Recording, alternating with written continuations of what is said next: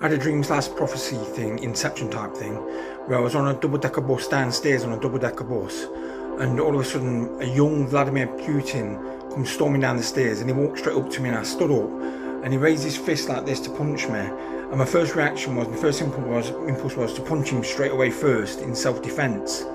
But God stopped me from moving my hands. God stopped me from moving my hands, that I couldn't move them.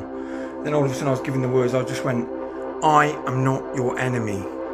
And I said that to him twice, and I felt in the dream like that I was saying it on behalf of the West, that Ukraine and the West.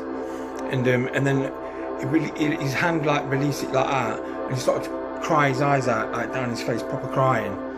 And the reason why I'm telling you this now is last night I watched a documentary on BBC iPlayer called Life in 10 Pictures, and it had a part of it was some pictures of Vladimir Putin, where he had tears running down his cheek. And so I had this dream about 7 months ago, and then it was last night I watched this documentary on BBC iPlayer, and there was like discussing whether the tears on his cheeks were real or not.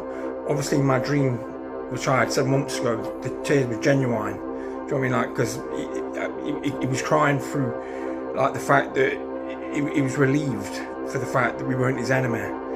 And I don't know what that's going to mean or anything, do you know what I mean? But it felt a bit like an inception type thing. It was a very vivid dream. Make of it what you will. Putin dream, prophecy, inception type thing, part 2. Now,